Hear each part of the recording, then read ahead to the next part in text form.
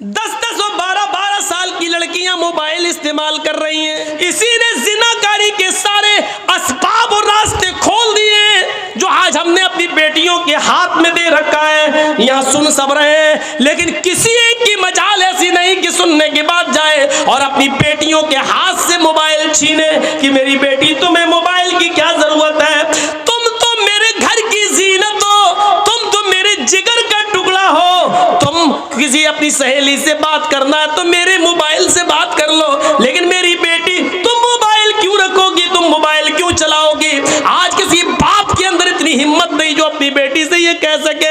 अल्लाह के रसूल ने भविष्य की बातें बता दी और यहां तक बता दिया, निसाउन कासियातुन आरियातुन मुमीलातुन व माइलात। ओ लोगों, एक ऐसा जमाना आ जाएगा तुम अपनी आंखों से देखोगे औरतें लड़कियों को कि तुम देखोगे कि वो कपड़े तो पहने हुए होंगी, उनके जिस्मों पर कपड़े तो होंगे आरियात, लेकिन कपड़ा पहनने के बावजूद भी वो नंगी होंगी, कपड़ा पहनने के बावजूद भी बोरियां होंगी, कपड़ा पहनने के बावजूद उनके जिस्म नुमाया होंगे। आज कपड़ों की फिटिंग देख लो, इतने टाइट कपड़े कि कपड़ा सुन लो मेरी बहनों, सुन लो मेरी माओ, सुन लो और मेरी कौम की बेटियों फिर सुन लो, जो लड़की इतना टाइट शलवार कमीजी क्यों ना पहने, साड़ी क्यों ना पहने, इतने टाइट कपड़े पहन ले कि कपड़ा पहनने के बाद उस औरत या उस लड़की के जिस्म का फिगर दिखाई दे रहा हो, उसकी बाहें दिखाई दे रही हो, उसके शरीर का, उसके जिस्म का फिगर दिखाई दे रहा हो कि ये इतने सेंटीमीटर होगा, ये इतने इंच होगा, ये सारी चीजें अगर नुमाया हो रही हो तो वो जिस्म चाहे कितना ढका हुआ हो, ये नंगे में शुमार है, ये उरिया में शुमार है, ये बरहनापन में शुमार है। अल्लाह के नबी ने ऐसी औरतों के लिए कहा है, आरियात कासियात, कपड़े तो पहने हुए होंगी, आरियात लेकिन नंगी कहलाई जाएंगी। दुनिया फैशन परस्त कहे, आज की मीडिया फैशन कहे, तुम उसको ये कहो कि आजकल का फैशन है, लेकिन मुहम्मदुर रसूलुल्लाह की शरीयत में उनको नंगा कहा जाएगा। वो आरियात है, वो बरहना है, वो नंगी है। मुमीलातुन व माइलात, लड़कों से बातें करती हो, लड़कों की तरफ माइल होती हो और लड़के भी अब उनकी तरफ झुकते हो, यानी हंस हंस कर बातें करती हो, गुफ्तगू करती हो, इतना मेकअप करके निकलती हो कि उनको देखकर लड़के फरेफ्ता हो जाएं और ये भी उनके ऊपर माइल हो जाएं। जब तुम ये देख लो अपने जमाने में और ऐसा माहौल देख लो तो ऐसी औरतों को देखकर सोच लेना, ला यदखुलनल जन्ना वला यजिदना रिहा, ऐसी औरतें जन्नत के अंदर दाखिल न होंगी, जन्नत तो दूर, जन्नत की खुशबू भी नहीं मिलेगी, जन्नत की खुशबू से भी महरूम हो जाएंगी। हमारे और आपके ऊपर है। सर्दियों के दिन का तो लड़कियां दुआ मांगती हैं, अल्लाह सर क्यों अच्छा मौका होता है, लिहाफ अंदर डाल डाल के व्हाट्सएप चलाती हूँ, कौन देख रहा है, सर्दी है, हमारी बेटी सो रही है और पता चला कि अंदर मोबाइल चल रहा, व्हाट्सएप चल रहा है, गुफ्तगू चल रही है। इन चीज़ों ने दरवाजे खोले।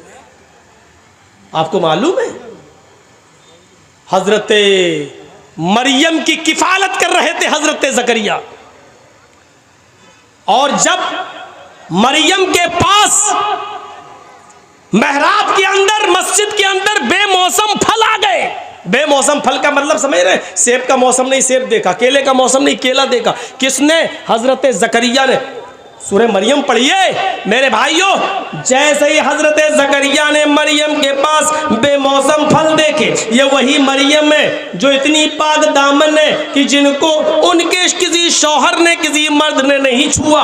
अल्लाह ने इसी मरियम से ईसा को पैदा किया। ये वो मरियम है जिनकी पाक दामनी का ऐलान अर्श वाले ने, अल्लाह ने किया है। ये मरियम है जिनकी पाक दामनी का ऐलान अल्लाह ने किया, लेकिन इनके पास मस्जिद के अंदर जब बेमौसम फल देके जकरिया ने, इनकी सरपरस्त ने जब बेमौसम फल देके, तो हजरत जकरिया को गुस्सा आया। उन फलों को देखकर मरियम की तरफ देखा, अन्ना लके हाजा, आए मरियम ये क्या है, ये फल तेरे पास कहां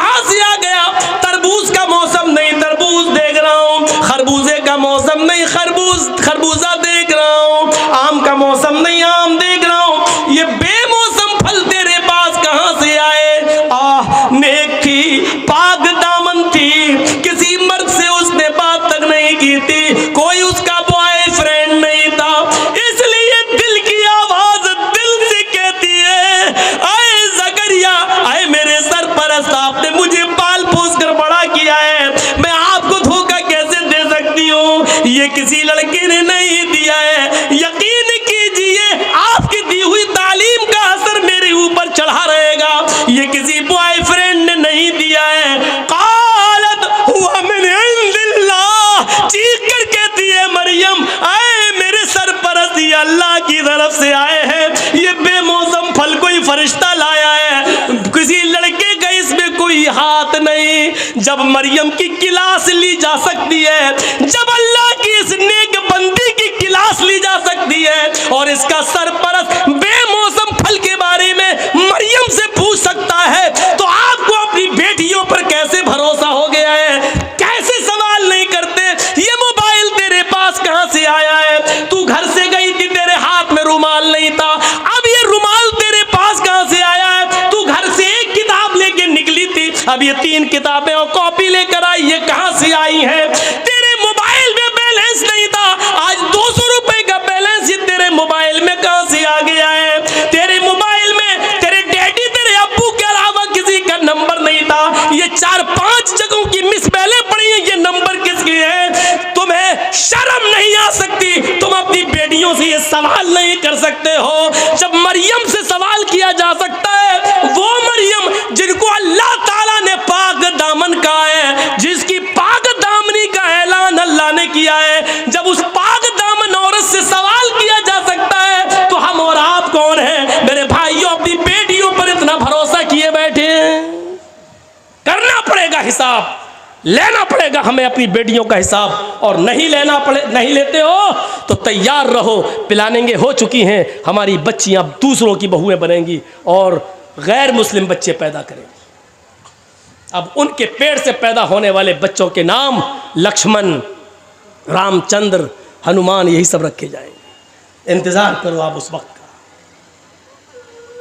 बात तो सही है मौलाना, लेकिन इतनी देर तक के लिए सही है, बस इतनी देर तक के लिए, जितनी देर के लिए हम यहाँ बैठे हुए हैं, उतनी देर के लिए। यहाँ से जाएंगे, हंसते हुए जाएंगे, लड़ते हुए जाएंगे, अपनी साइकिल और गाड़ियाँ निकालते हुए यहाँ से हट हट, पहले हम निकल रहे, हट जी, वही पुरानी रविश पे हम आ जाएंगे। और ज़्यादा मौका मिला तो रविश ही बदलेंगे नहीं, सेल्फी लेने की, मौलाना साहब का फोटो ले लें, अपने साथ ले लें, हम अपने दोस्तों को शेयर करेंगे, ये साबित करेंगे कि देखो जर्जी साहब से मिल के आए।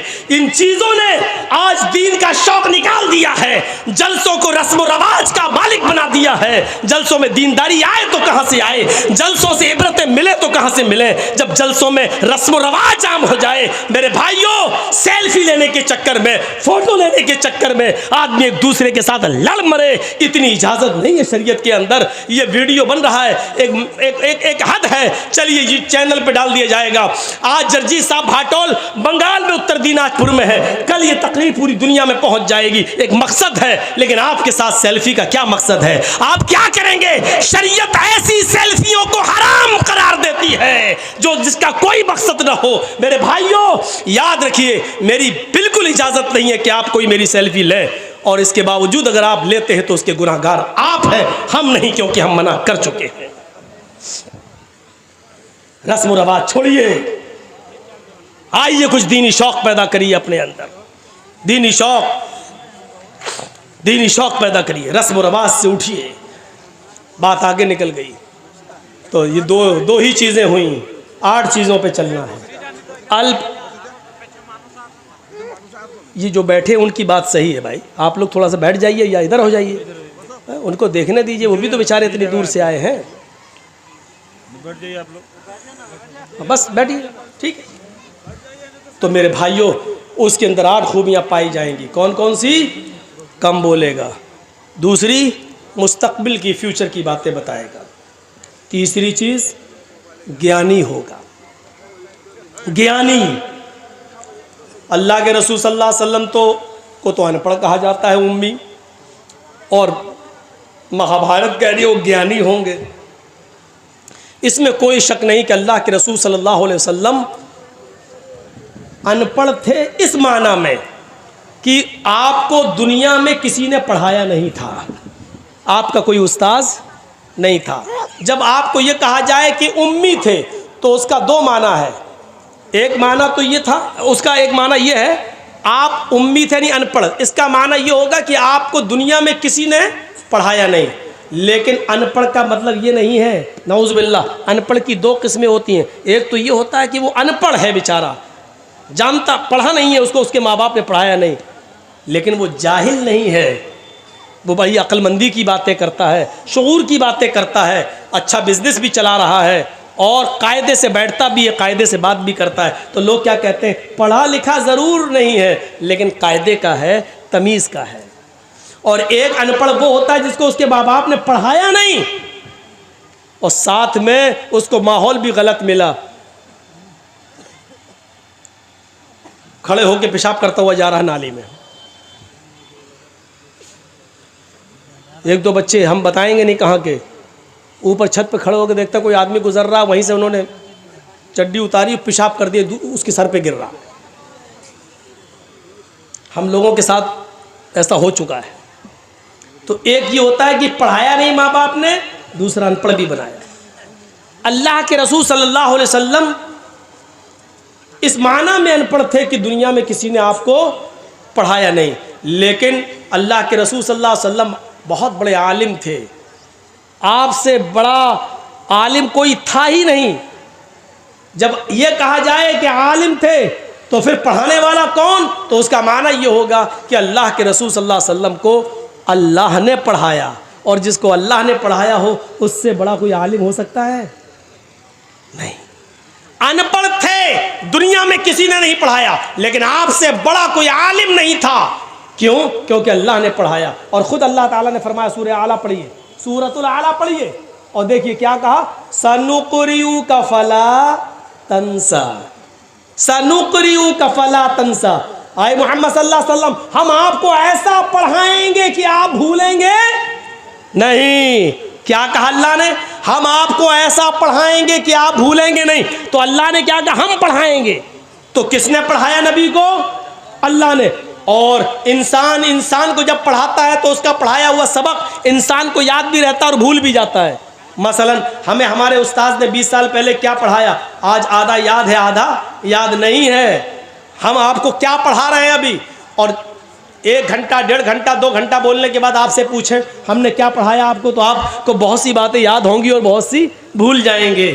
बहुत सी आप बातें भूल चुके होंगे, क्योंकि इंसान को जब पढ़ाता है तो पढ़ाने वाला भी भूल जाता है और जिसको पढ़ाया गया है वो भी बहुत सी बातें भूल जाता है। लेकिन जब अल्लाह किसी बंदे को पढ़ाता है तो अल्लाह तो भूल ही नहीं सकता, और अल्लाह का पढ़ाया हुआ बंदा भी उस सबक को कभी भुला नहीं सकता।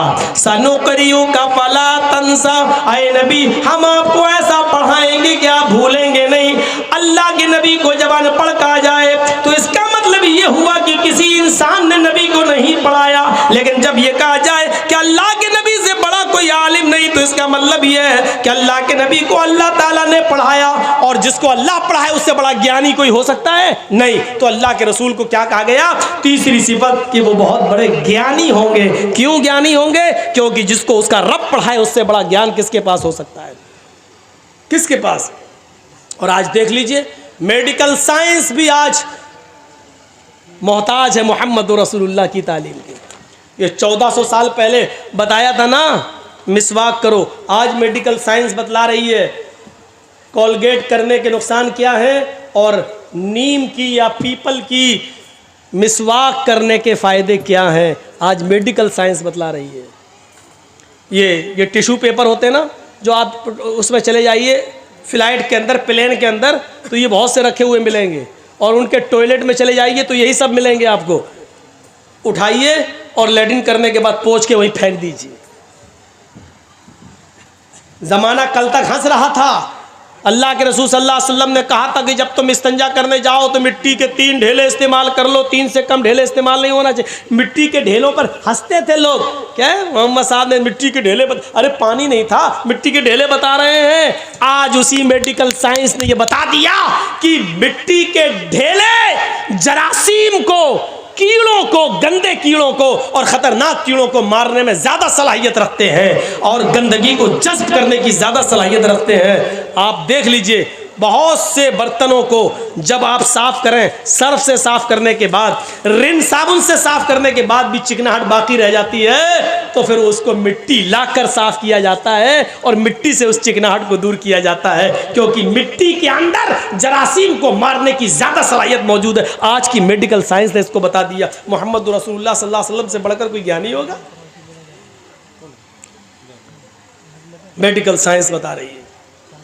नाक में पानी डालो वुज़ू बनाते वक्त, चढ़ाओ, जब रोज़े से हो तो ज़्यादा मत खींचो, हलक में चला जाएगा, और जब रोज़े से ना हो तो खींचो।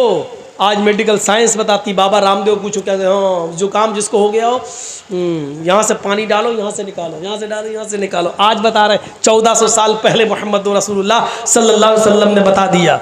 और बाबा रामदेव तो वो बताता है कि जिसकी नाक न निकलती और निकल जाए, ओम विलोम करो, ऐसे करो, पहले ही पकड़ो, खींचो अंदर, अब ये पकड़ लो और फिर बाहर निकालो, जिसकी ना निकलती हो बाहर आ जाए।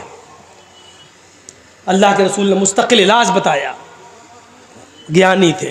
तीसरी चीज़ हो गई, वो ज्ञानी होंगे। और चौथी चीज़, शुरुतु ज्ञानी होंगे।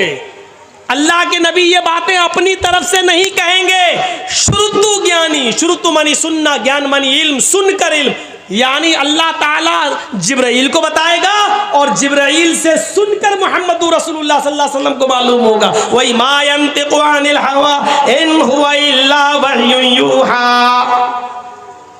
अपनी तरफ से कुछ नहीं बोलते, जो कुछ भी बोलते हैं अल्लाह की तरफ से वही आ जाने के बाद बोलते हैं। सुनकर ज्ञान होगा, अपनी तरफ से कुछ नहीं बोलेंगे। 4 चीजें हो गई, अब इन चारों को एक तरफ रख दो। 5वीं चीज पर आइए, बड़ी जबरदस्त है। पराक्रमी, वो बहुत बड़े बहादुर होंगे। बहादुर नबी की बहादुर उम्मत आज कहाँ है? आपने भी आंदोलन किया था ना सीए और एनआरसी पर, लेकिन देख लो क्या हुआ। एक इनको देख लो जो किसान लोग कर रहे हैं, दोनों आंदोलन। हाँ, फ़र्क इतना है कि जितना हंगामा अभी हुआ है, इतना हंगामा अगर आप लोगों ने किया होता तो गोलियां चल गई होती। और हुआ, फिरोज़ाबाद में कितनी गोलियां चली, शाहीन बाग में कितनी गोलियां चली, दिल्ली के अंदर क्या क्या हुआ, पूरा फसाद, वो सब प्लानिंग, मंसूबे सब। लेकिन आज बड़ा फूक फूक के कदम रखा जा रहा है, ऐसा ना हो ये हालात। इम्तियाज़ तो बढ़ता जाता है, आपके साथ हमारे साथ इम्तियाज़ बढ़ता जाता है, क्योंकि हम लोग मीम मुसलमान से जुड़े हुए हैं, इसलिए हमारे साथ ये सुलूक तो होना ही है और होता है। लेकिन देखिए मेरे भाइयों और गौर करो, बहादुर नबी कौन होंगे? बहादुर अल्लाह के नबी सल्लल्लाहु अलैहि वसल्लम इतने बहादुर कि जब अकेले थे और लोग अबू तालिब के पास आए, कहने लगे अबू तालिब पानी हद से आगे चढ़ गया है, आपका भतीजा हमारे माबूदों को बहुत बुरा भला कहता है, अब आप अपने भतीजे को मेरे हवाले कीजिए, हम उसको मारेंगे, हम उसको कत्ल करेंगे। आपकी बात समझ में नहीं आ रही उसकी, हम लोग समझा रहे फिर भी नहीं मान रहा है। मोहम्मद कहो सल्लल्लाहु अलैहि वसल्लम, आपकी भी बात नहीं मान रहा, हमारी भी बात नहीं मान रहा है। अब जहां मिलेगा हम उसको मारेंगे, नहीं तो एक मौका और दे रहा हूं, उसको समझा लो। अबू तालिब ने अपने भतीजे मोहम्मद इब्न अब्दुल्ला को बुलाया और कहा कि बेटे, तुम्हारे बाप नहीं है, मैंने तुम्हें बेटे की तरह पाला है, अपने चचा पर इतना बोझ न डालो कि वो उठा न सके। आए मेरे भतीजे, तेरी पेशानी से, तेरे सर से अगर खून का एक कतरा गिरेगा तो तेरा चचा अबू तालिब इस दुनिया से रुखसत हो जाएगा। आए मेरे भतीजे, आज ये काफिर लोग फिर आए थे और मुझसे कह रहे थे कि आखिरी मर्तबा समझा लो, और अगर नहीं मानता है तो आप हट जाओ, जहां मिलेगा हम उसको मारेंगे। अरे मेरे भतीजे, मान जाओ, मेरे ऊपर इतना बोझ न डालो कि मैं उसको बर्दाश्त न कर सकूं, छोड़ दो इनको इनके हाल पर। आपके साथ उस वक्त कोई नहीं था अबू बकर के अलावा और आपकी बीवी खदीजा के अलावा।